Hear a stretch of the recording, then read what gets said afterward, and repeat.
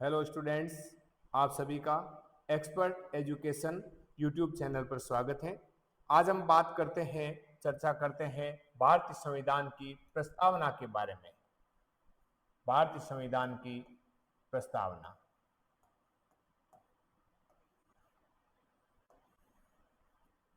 Preamble या इसको उद्देशिका भी कहते हैं। उद्देशिका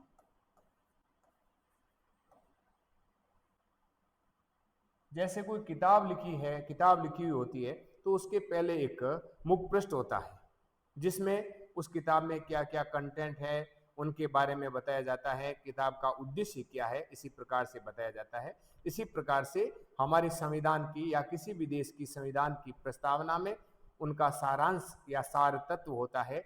अब प्रस्तावना सबसे पहले जो संविधान बने तो कौन से देश के संविधान में इस प्रस्तावना को रखा गया, तो विश्व में सबसे पहले अमेरिका की संविधान, किस संविधान में, अमेरिका, संयुक्त राज्य अमेरिका का जो संविधान बना उस अमेरिका के संविधान में इस सबसे पहले प्रस्तावना को रखा गया था।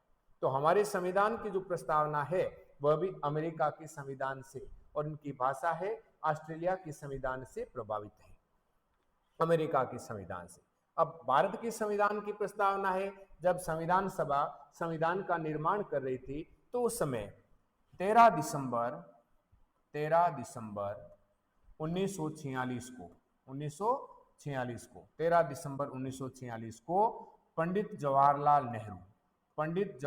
नेहरू ने एक उद्देश्य प्रस्ताव रखा, और ये संविधान की प्रस्तावना पंडित नेहरू के इसी उद्देश्य प्रस्ताव पर आता, उद्देश्य प्रस्ताव से प्रभावित हैं। उद्देश्य प्रस्ताव, ये जो उद्देश्य प्रस्ताव नेहरू जी ने रखा था, यह उद्देश्य प्रस्ताव 22 जनवरी 1947 को स्वीकार कर लिया गया। 22 जनवरी 1947 को उद्देश्य प्रस्ताव स्वीकृत हो गया और यही प्रस्तावना बन गया। इस प्रस्तावना में क्या रखा गया है कि हमारे संविधान का क्या उद्देश्य है, संविधान का उद्देश्य क्या है, संविधान का इसमें सारांश है, इसमें राजनीतिक दर्शन है। किसी विद्वानों ने इनको है संविधान का परिचय पत्र, राजनीतिक कुंडली, संविधान की आत्मा, संविधान का दर्शन, विभिन्न नामों से इसको अभी संज्ञा दी है इसको। तो संविधान की प्रस्तावना किस प्रकार से है और उसमें कौन कौन से शब्द हैं जिनकी हम व्याख्या करेंगे यहाँ पर परीक्षा की दृष्टि जो इंपॉर्टेंट होंगे। तो सबसे पहले कि शुरुआत होती है हम भारत के लोग, हम भारत के लोग, हम भारत के लोग। इस पहली लाइन से, ये लाइन है अमेरिका के संविधान से प्रभावित है। वहां भी लिखा हुआ है संविधान की प्रस्तावना में कि हम अमेरिका के लोग, तो यहां पर हम भारत के लोग। तो यहां पर कौन सी बात पता चलती है हम भारत के लोग से, यानी ये जो संविधान सभा है ये अपने अधिकार कहां से प्राप्त कर रही है, यानी अधिकारों का स्रोत है, ये अधिकारों का स्रोत है। संविधान की प्रस्तावना की इन शब्दों से हमें अधिकारों के स्रोत के बारे में पता चलता है कि अधिकार कहां से प्राप्त करती है संविधान सभा, तो भारत के द्वारा, भारत के लोगों के द्वारा। ये शक्ति है कहां से प्राप्त करती है, भारत के लोगों के द्वारा। हम भारत के लोग भारत को, किसको, भारत को एक संपूर्ण प्रभुत्व संपन्न, एक संपूर्ण प्रभुत्व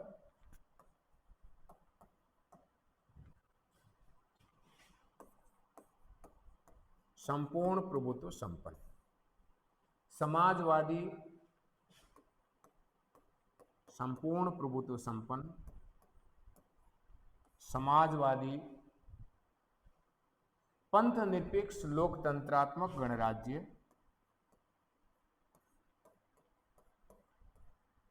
पंथ निरपेक्ष लोकतंत्रात्मक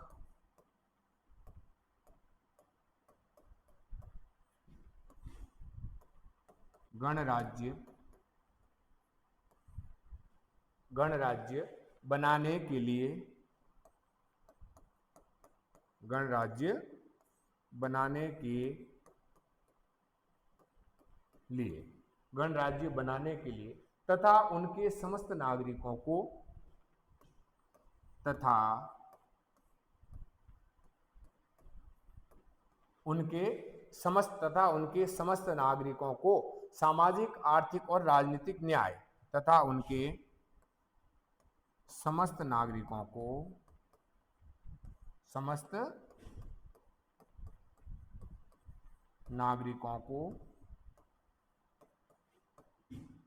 सामाजिक,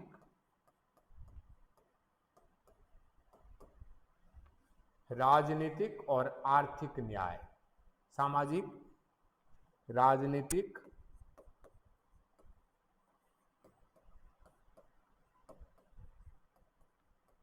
और आर्थिक न्याय, सामाजिक, आर्थिक और राजनीतिक न्याय है। सामाजिक, एक बार इसको थोड़ा सा करेक्शन करो, सामाजिक,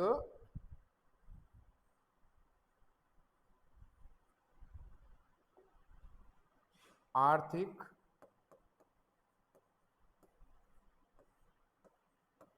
और राजनीतिक न्याय, सामाजिक, आर्थिक और राजनीतिक न्याय, विचार, अभिव्यक्ति, विश्वास, धर्म और उपासना की स्वतंत्रता, राजनीतिक न्याय,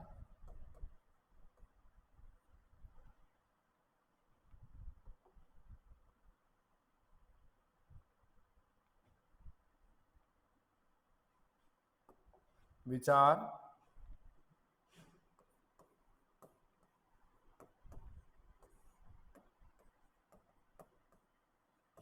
अभिव्यक्ति, विश्वास,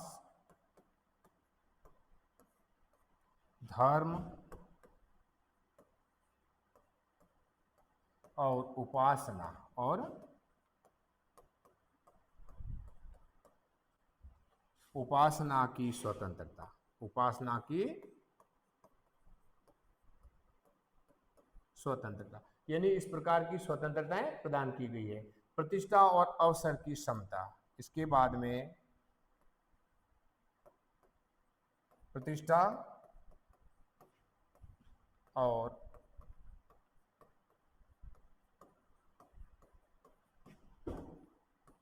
अवसर की समता, यानी दो प्रकार की यहां पर समानता की बात की गई है। प्रतिष्ठा और अवसर की समता प्राप्त कराने के लिए तथा उन सब में प्रतिष्ठा और अवसर की समता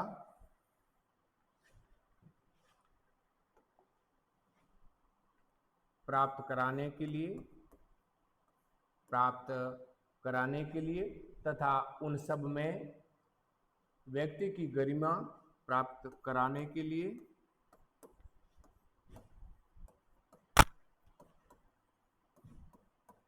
तथा उन सब में या उनमें व्यक्ति की गरिमा, उन सब में व्यक्ति की गरिमा और राष्ट्र की एकता और अखंडता और राष्ट्र की व्यक्ति की गरिमा और राष्ट्र की एकता और अखंडता, एकता और अखंडता, एकता और अखंडता, व्यक्ति की गरिमा और राष्ट्र की एकता और अखंडता सुनिश्चित करने वाली, अखंडता सुनिश्चित करने वाली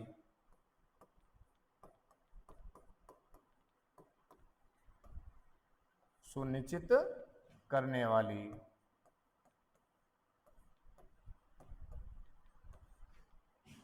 सुनिश्चित करने वाली बंधुता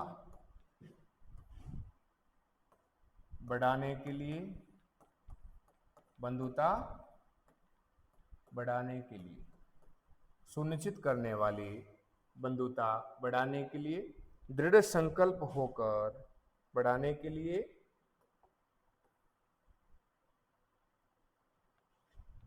दृढ़ संकल्प होकर दृढ़ संकल्प होकर, दृढ़ संकल्प होकर या संकल्पित होकर अपनी इस संविधान सभा में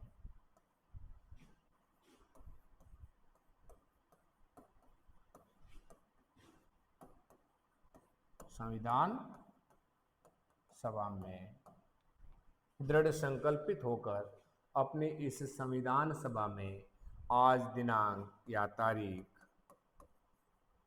आज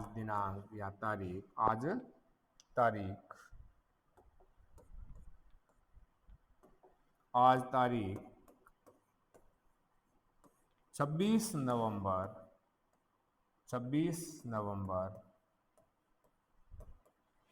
1949 मिति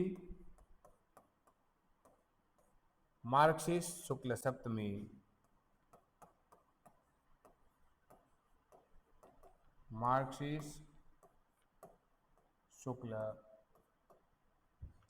संवत 2006, मिति मार्क्सिस्ट शुक्ल सप्तमी संवत 2006 विक्रमी। कौन सा है? विक्रम संवत 2006 विक्रमी को एतद द्वारा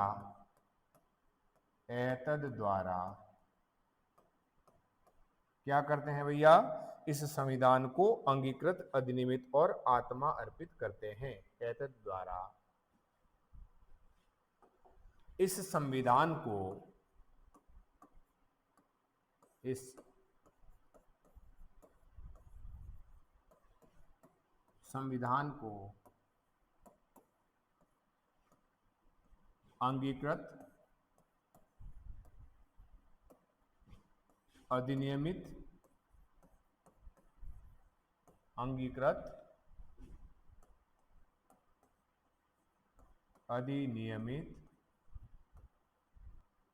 अधिनियमित और आत्मा अर्पित करते हैं।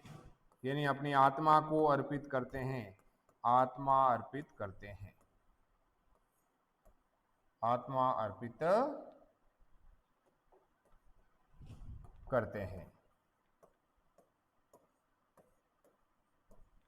ये भारतीय संविधान की प्रस्तावना है। अब इस भारतीय संविधान की जो प्रस्तावना है, इस प्रस्तावना के माध्यम से हमें किन किन बातों का पता चलता है?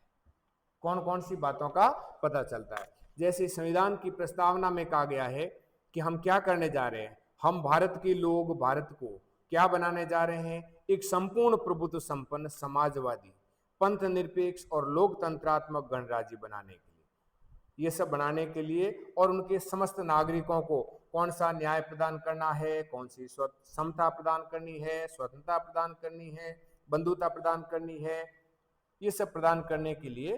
तो इस प्रस्तावना के माध्यम से हमें मुख्य रूप से 4 बातों का पता चलता है। सबसे पहली बात, प्रस्तावना के माध्यम से 4 बातों का जो पता चलता है, उसमें सबसे पहली बात कौन सी है? सबसे पहली बात यह है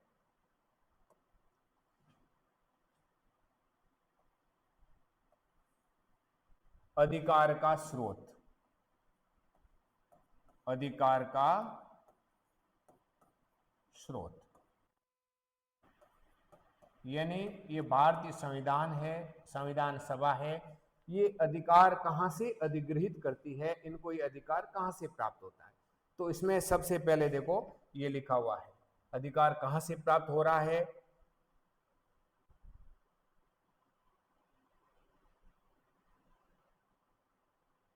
कि हम भारत के लोग, अधिकार कहां से प्राप्त हो रहा है इनको?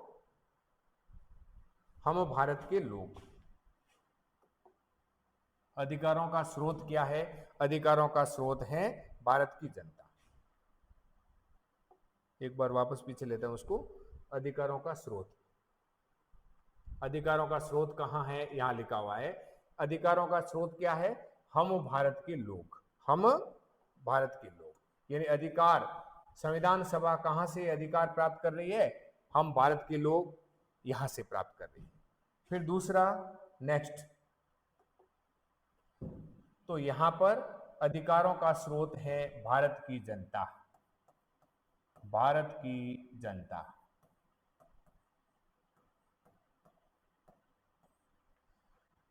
दूसरा, इससे दूसरा कौन सा तत्व है संविधान की प्रस्तावना से जो स्पष्ट होता है? दूसरा, संविधान की प्रकृति किस प्रकार की होगी? संविधान की प्रकृति,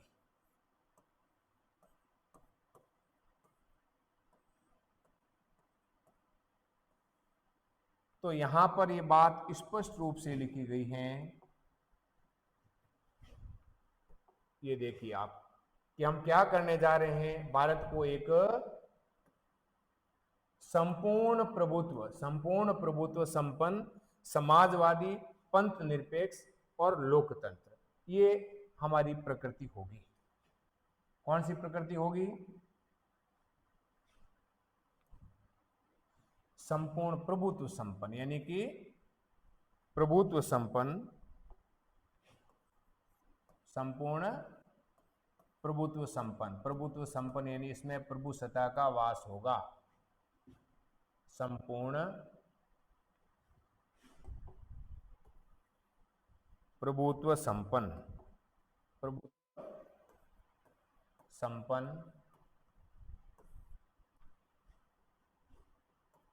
समाजवादी,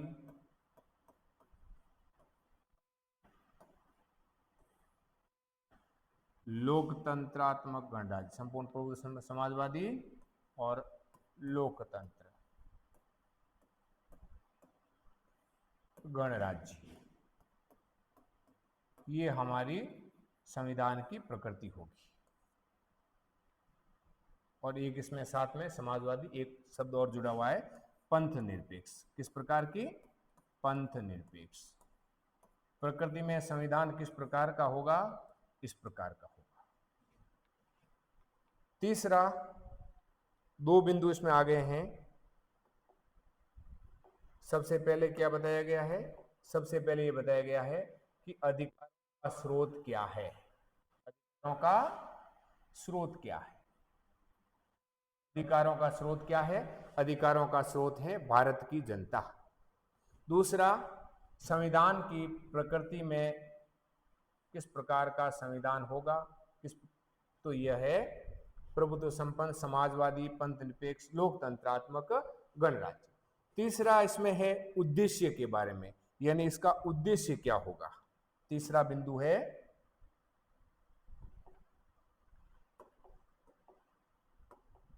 उद्देश्य।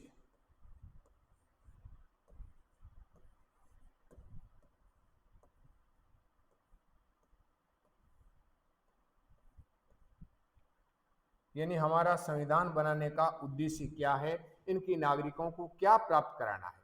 तो यहां पर न्याय, स्वतंत्रता, समता और बंधुता। उद्देश्य में है न्याय, स्वतंत्रता, समता, न्याय के बाद में स्वतंत्रता, न्याय, स्वतंत्रता, समता और बंधुत्व। समता और बंधुत्व।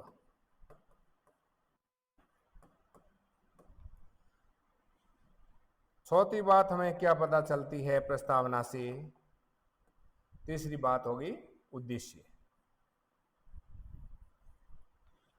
चौथी बात जो इंपॉर्टेंट है वो पता चलती है संविधान के लागू होने की तिथि। फोर्थ जो बिंदु है इसका, संविधान के लागू होने की तिथि।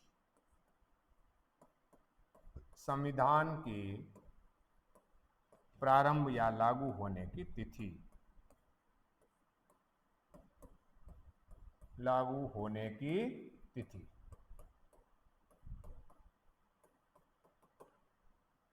तो तिथि है 26 नवंबर 1949। 26 नवंबर 1949 ये प्रारंभ की तिथि है। 26 नवंबर 1949 और भारत का संविधान है पूरी तरह से लागू हुआ था 26 जनवरी 1950 को। पूरी तरह से कब लागू हुआ? 26 जनवरी 1950 को, क्योंकि ये 26 जनवरी का जो हमारा दिन था ऐतिहासिक दिन था, और इसी ऐतिहासिक दिन के कारण, इसी ऐतिहासिक दिन को यादगार बनाने के लिए हमने 26 जनवरी को अपना संविधान लागू किया था। तो संविधान से हमें, इनके प्रस्तावना से 4 बातों का पता चलता है। सबसे पहला कि इसका अधिकार का स्रोत क्या है, दूसरा इनकी प्रकृति क्या है, तीसरा उद्देश्य और संविधान की लागू होने की तिथि। इनका स्क्रीनशॉट ले लीजिए बोलिए आप। नेक्स्ट, अब हम एक एक शब्द का अर्थ करेंगे कि परीक्षा में किस प्रकार से क्वेश्चन आ रहे हैं।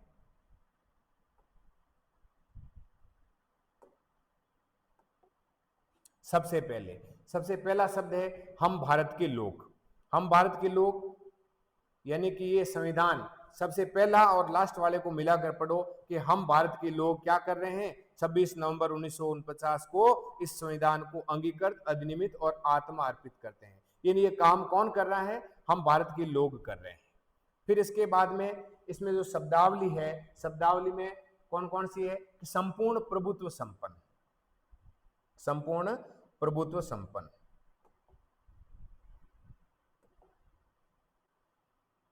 प्रभुत्व संपन्न,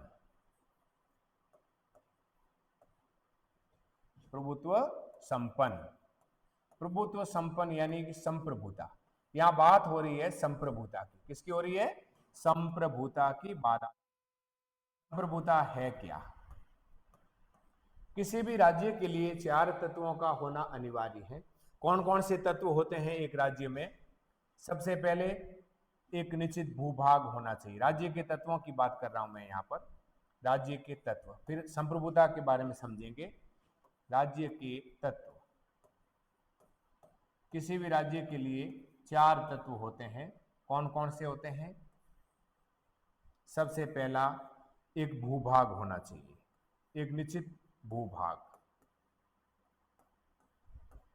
दूसरा उसमें जनसंख्या का निवास, दूसरा जनसंख्या। तीसरा है इसमें सरकार, और चौथा और सबसे जो महत्वपूर्ण बिंदु है वह है प्रभुसत्ता या संप्रभुता, संप्रभुता। अब यहां बात आ रही है कि संप्रभुता क्या है। संप्रभुता किसी भी राज्य की आंतरिक और बाहरी निर्णय लेने की स्वतंत्रता है। यानी भारत अपने आंतरिक और बाहरी मामलों में निर्णय लेने के लिए पूरी तरह से स्वतंत्र है। वह किसी दूसरे राष्ट्र के, किसी दूसरे राज्य के अधीन नहीं है। भारत की अपनी स्वतंत्र विदेश नीति होगी। किस देश के साथ में उनको किस प्रकार के राजनीतिक संबंध रखने हैं, किस देश के साथ में उनको आर्थिक संबंध रखने हैं, किस देश के साथ व्यापार करना है, किसके साथ संधि करनी है, ये सारा निर्णय है भारत सरकार करेगी, किसी दूसरे के दबाव में आकर नहीं करेगी। अब यहां पर जैसे भारत ने 1949 में राष्ट्रमंडल की सदस्यता ली थी स्वेच्छा से, फिर इसके साथ में भारत यूएनओ का भी सदस्य है, संयुक्त राष्ट्र संघ का भी सदस्य है। तो इससे हमारी संप्रभुता बिल्कुल ही प्रभावित नहीं हो रही है, क्योंकि ये स्वैच्छिक है। क्या ये? स्वैच्छिक है।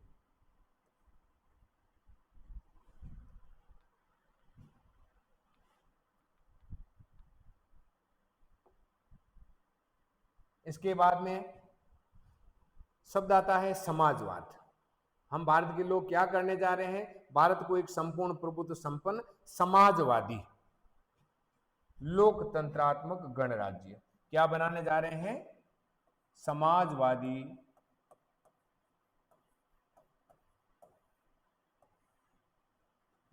फिर आया लोकतंत्र, और उसके बाद में एक शब्द आया है गणतंत्र या गणराज्य।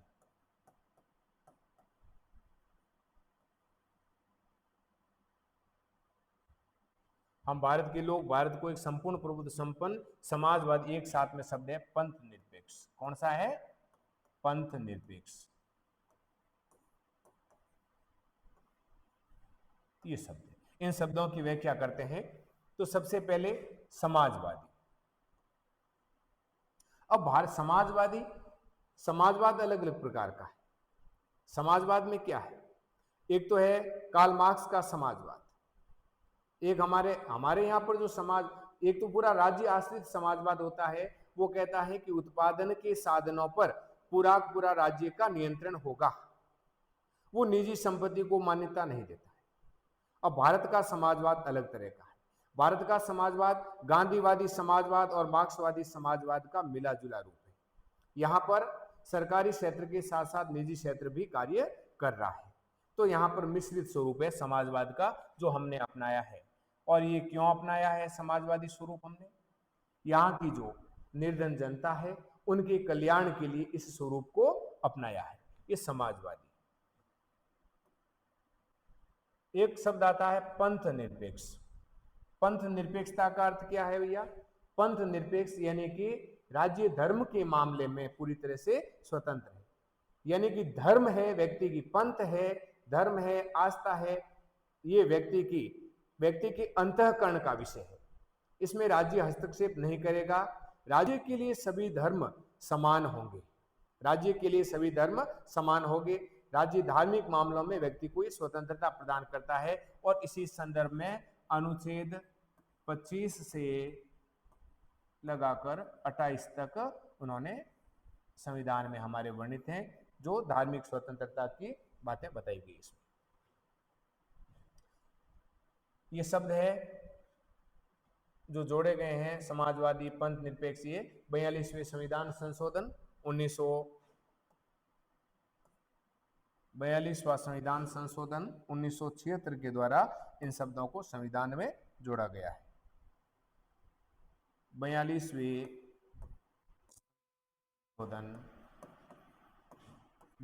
संविधान संशोधन 1976 के द्वारा इसको जोड़ा गया है। और इसको हम एक मिनी कॉन्स्टिट्यूशन भी कहते हैं। 42वां जो संविधान संशोधन है, याद कैसे रखोगे? 42वां संविधान संशोधन, ये 4 और 2 6, यहाँ भी देख लेना 6। 42वां संविधान संशोधन 1976 के द्वारा इसको संविधान में जोड़ा गया है। ज्यादातर जो जोड़ने का काम है इसके द्वारा किया गया, और बहुत सारी बातें हैं फिर बाद में 44वें संविधान संशोधन के द्वारा हटाई भी गई। 44वें संवैधानिक संशोधन के द्वारा बहुत सारी व्यवस्थाएं हटाई भी गई। संवैधानिक संशोधन तो ज्यादातर आप जोड़ने का काम आएगा। तो 42वां संविधान संशोधन और कुछ चीजें हटाने का जो है उसमें 44वां संविधान संशोधन। इसके बाद में जो बात हमारे आगे जो बिंदु लिखा हुआ है, लोकतंत्र।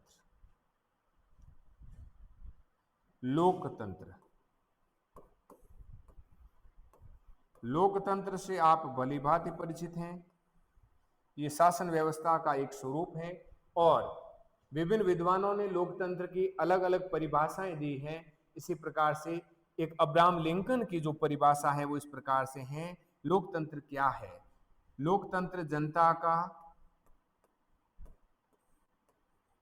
जनता के लिए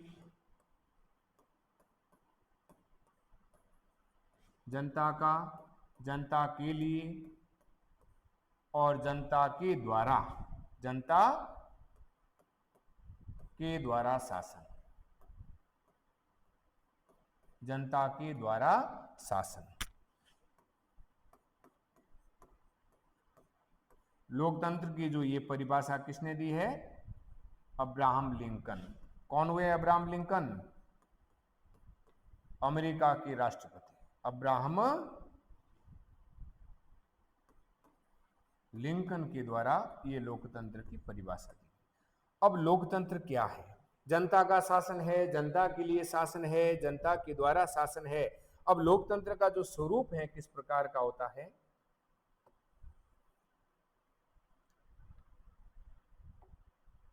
जो लोकतंत्र होता है ये दो प्रकार,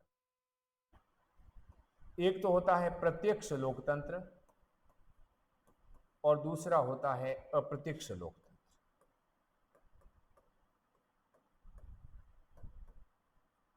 अप्रत्यक्ष, प्रत्यक्ष लोकतंत्र जहां पर जनता की प्रत्यक्ष रूप से भागीदारी होती है, और प्रत्यक्ष लोकतंत्र है स्विट्जरलैंड में।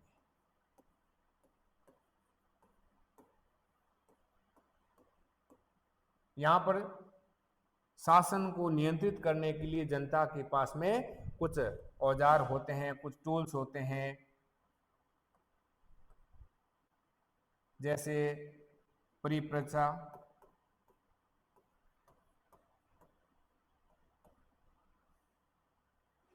पहल,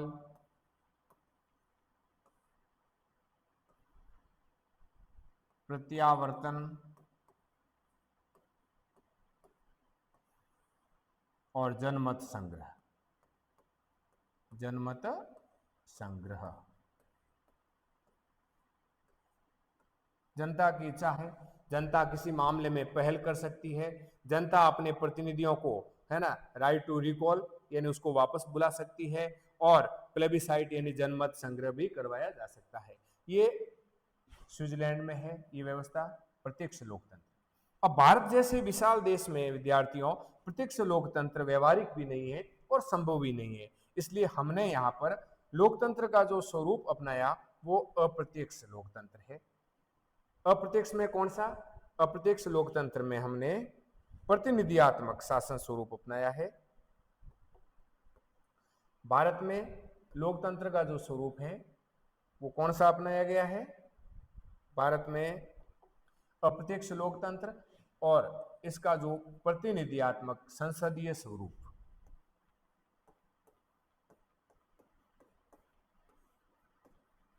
प्रतिनिधियात्मक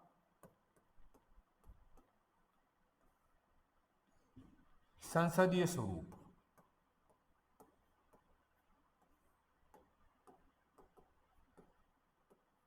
हमने ये प्रतिनिधियात्मक लोकतंत्र, प्रतिनिधि यानी शासन, हम है वोट देंगे और हमारे प्रतिनिधि जाकर नीति निर्धारण करेंगे और वो शासन का कार्य संचालन करेंगे। ये प्रतिनिधियात्मक शासन प्रणाली हमने अपने लोकतंत्र में अपनाई है। तो ये लोकतंत्र हो गया। लोकतंत्र के बाद में एक शब्द आता है गणराज्य। एक शब्द आ रहा है गणराज्य।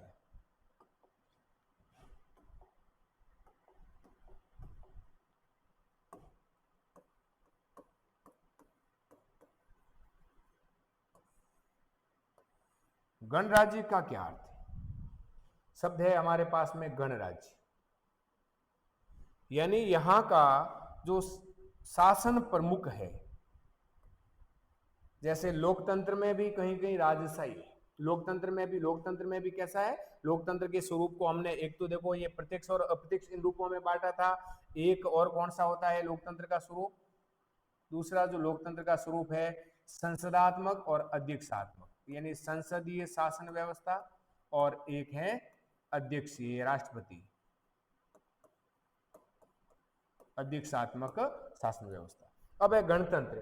गणतंत्र में राष्ट्र का जो प्रमुख है कोई राजा या रानी नहीं होगा। राष्ट्र का जो प्रमुख है वह जनता के द्वारा चुना जाएगा, जनता के द्वारा निर्वाचित होगा, भले वो अप्रत्यक्ष रूप से हो, प्रत्यक्ष रूप से हो या अप्रत्यक्ष रूप से। जिस प्रकार से हमारे भारत के जो राष्ट्रपति महोदय हैं, भारत के जो हमारे राष्ट्र के प्रमुख जो राष्ट्रपति जी हैं, राष्ट्रपति जी इनका जो क्या होता है? चुनाव होता है। क्या होता है? चुनाव होता है। चुनाव के माध्यम से अप्रत्यक्ष रूप से चुनाव होता है और चुनाव के माध्यम से ये अपना पद ग्रहण करते हैं।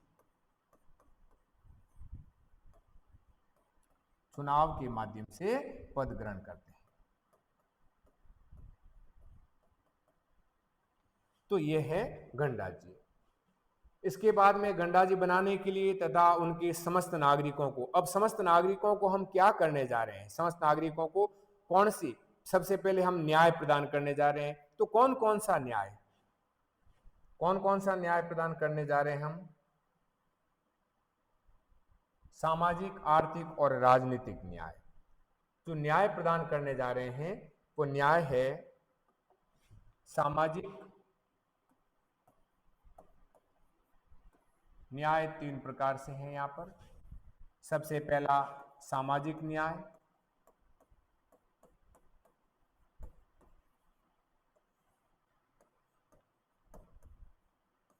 दूसरा है आर्थिक न्याय,